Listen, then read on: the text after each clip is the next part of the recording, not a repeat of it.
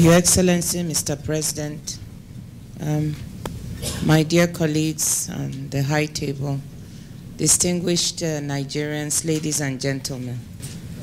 I just wanted to mention, of course, one could go on to tell you a little bit more of some of the things happening in the economy, which we take for granted, but I wanted to mention one particular thing that is of interest or might be of interest to you in the diaspora, since you seem to have organized yourselves in a cooperative and you have this purchase of shares.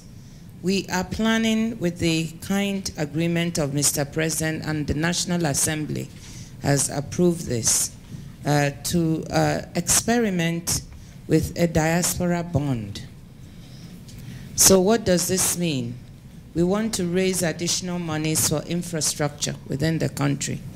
And we thought that one way to do it is to take a portion of this, maybe $100 million, and direct it at our diaspora for them to invest, to be able to purchase these bonds or buy into it as an investment into the country. Many of you are looking for ways to invest. You often send money home for all kinds of investments. So this is another thing to interest you. I want to mention it now because we'll come later, to significant places where, places where the Nigerian diaspora is in significant numbers, to discuss this with them. So if we float this bond, if you are interested to invest in it, you purchase a unit. It could be $2,000, it could be $5,000, whatever the division may be. And you get a return on that at an interest rate that will be determined. But the money will be used to invest in infrastructure. There will be specific projects that will identify, so you actually know where the money is going. It's not for budget support, but to help build a piece of significant infrastructure in the country.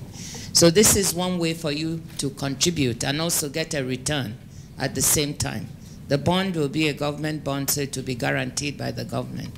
I want you to think about it, mull on it, because maybe in a month or two, we'll come back to talk to you about it. This is new. India has done it. Israel has done it very successfully over many years. And we have not tried it. But we have, between Europe and the US, more than 2 million or so Nigerians who are out. And many of you are doing quite well and would like a way to participate. But at the same time, you want to make sure your money is not lost and that your money is going to something very concrete that you can identify and see. So this is what we are trying to plan. And, it's not easy to do, but it's something to excite your imagination. Thank you very much. Thank you, Excellency. Thank you. We have some of our strong teams here because we have specialized program in Geneva here, then Davos. So you have three powerful ministers, of course, the coordinating minister of the economy and the honorable minister of finance just spoke with you. And it was, you also have the trade and investment minister and, of course, agri minister. Three of them, they are yours. They are diaspora people that we borrow them for some time. So just like the finance minister mentioned about the diaspora bond, the trade and investment minister also has something to brief you. Aganga.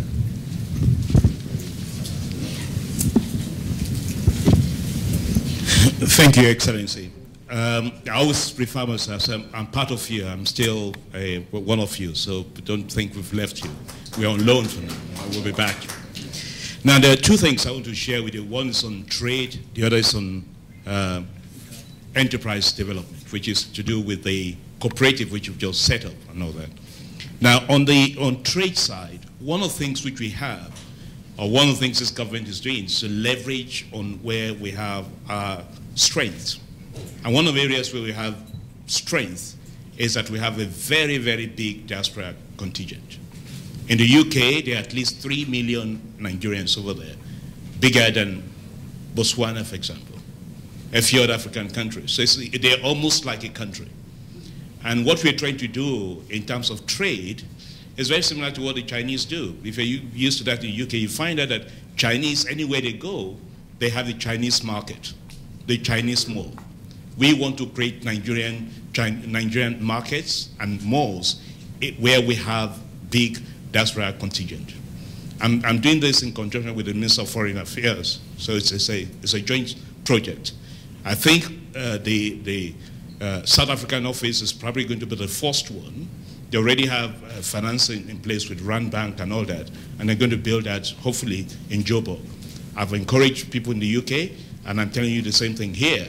If there's anything we can do to help you create that and facilitate that and get goods over here, our job will be to facilitate, get the goods over here, make sure that whatever we need to do to make sure that the goods get here regularly and on time, we'll make that happen in terms of trade. Now, in terms of MSMEs, there are different schemes. When I first came in, the first idea was to set up a diaspora fund, not bond. But we had discussions over. And what is happening now, I spoke to the UK NIDO, for example, this morning. They have set up something similar to what you're talking about, working with British companies.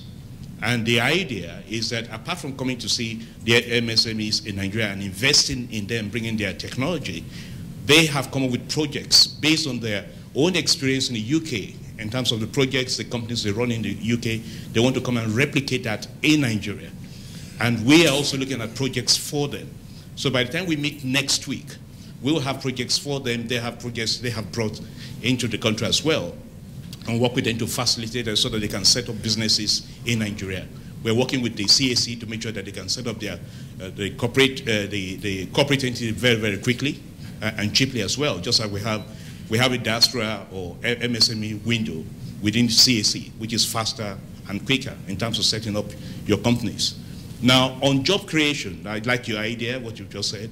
The NIDO US, for example, sent us something last week to talk about creating 500,000 jobs per annum.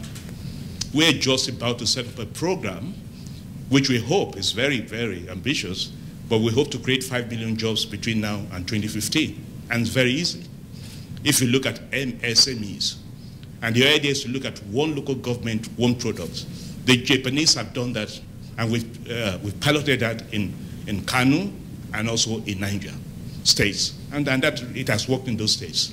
Now, we can work with you. We're looking at the proposal sent by Dada in the US. It's one of your NIDO members. And by the way, just to let you know that we take NIDO diaspora very seriously. I have someone in my office who is coordinating the affairs with NIDO. She used to be, I think she's still your secretary, Mrs. Lola Mabubije. Yes, she's now in my office, and one of the things she does is to coordinate the affairs. So just to let you know that we always have you in mind. Thank you very much. Thank you. Of course, we're here because of Akin, the Honorable Minister of Agric. From here, we're moving to Davos. Yes, so Akin may have something brief to tell you. Thank you, Your Excellency, Mr. President, distinguished Nigerians. First and foremost, Mr. President said that myself, Dr. Ngozi, Shegun, we all belong to the diaspora group, and that's very, very true.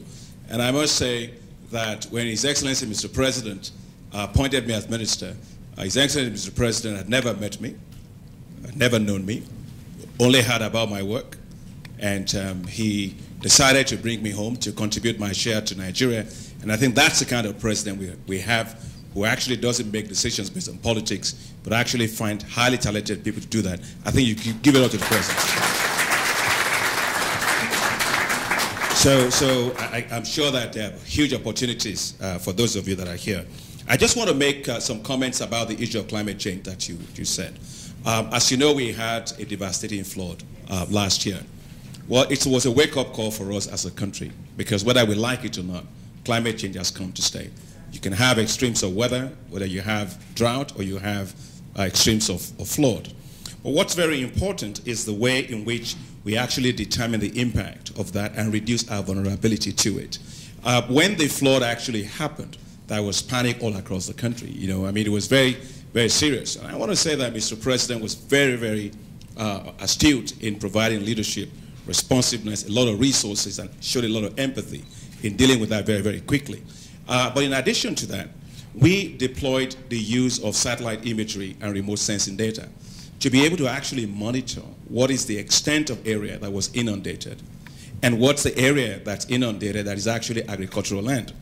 And it's not all agricultural land that is cultivated land. So there's all these things you hear in the media. You will actually think all of Nigeria, we are like amphibians underwater, and that people wanted to bring a lot of food, flood the place, but there was no data. I just wanted to say that based on that, you were able to determine that only about 1.4 million hectares of land was actually inundated by the flood. And out of that, about 460,000 hectares is what we actually lost things under. What that means, however, in perspective is the total amount we cultivated in Nigeria was 40 million hectares. So that's 1.17% of our total area that was actually affected. And that just tells you why it's very important to have good data. We're investing more in weather stations, remote sensing, and satellite imagery information. I want to say also that we are going to be investing on 2 institutional innovations. One is weather index insurance for our farmers. The other one is flood insurance, especially for those that are on the riverbanks, to be able to have that. Mr. President provided 9.7 billion naira for us to do what was a flood recovery food production plan. And we rolled that out very, very fast. We released 40,000 metric tons of food out of our strategic grain reserve. For all the farmers that were affected by the floods, we, in my ministry, started rolling out seeds and fertilizers for them free of charge from the president. And we imported a lot of seed. And right now, we are cultivating dry season for about 230,000 hectares, which will provide us about 1.8 million metric tons of food that will overcompensate for about 1.2 million metric tons of food that we lost. So very, very robust.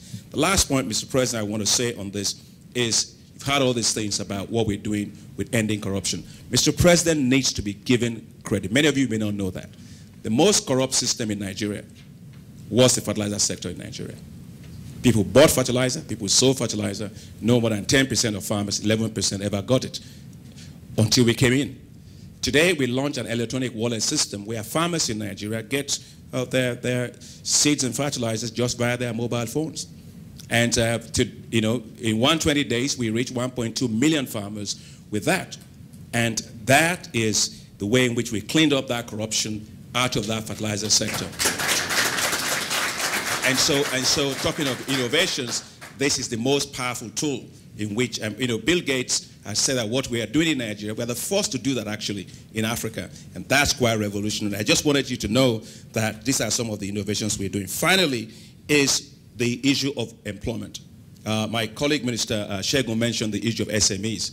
But agriculture today in Nigeria is not a development activity. Mr. President is here basically to lead the charge for us on the global front. We have Bill Gates, Kofi Annan, and several other global leaders, President of Africa Development Bank, President of IFAD, and others, supporting our drive in Nigeria.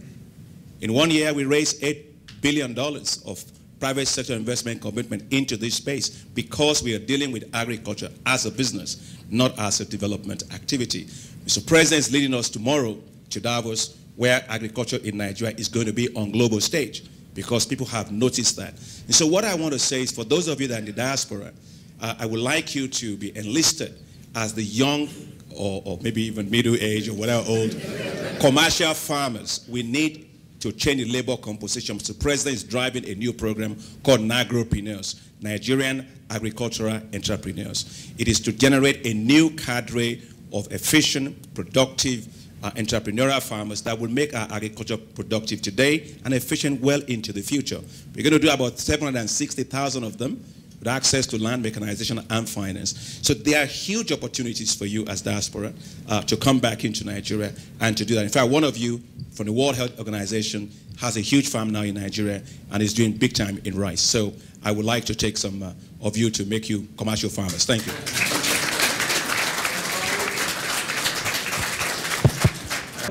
Well, first of all, I'm happy to be back to my second home, which is Switzerland, and to interact with all of you Nigerians here, with whom I have very good, excellent relations for 3 years that I was here as PR.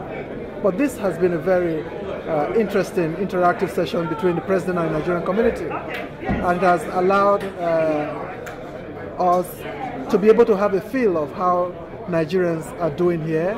And for you also, I believe, to be able to know how well our government is doing back at home. And I think we are both living here very satisfied that it has been a very productive session. I'm sure that Nigerians in diaspora here in Switzerland, who are perhaps one of the most responsible collection of Nigerians anywhere in the world, not just because of their being Nigerian, but also because they are very competent, responsible Nigerian citizens. But it has been a useful interaction because it has enabled you to see what great work the Nigerian government is doing at this time under the leadership of President Goodluck Jonathan. I'm sure you have all been very well satisfied with the expose on the transformation agenda of Mr. President in all sectors of national life, from agriculture to the health sector to macroeconomic management and to the area of foreign policy.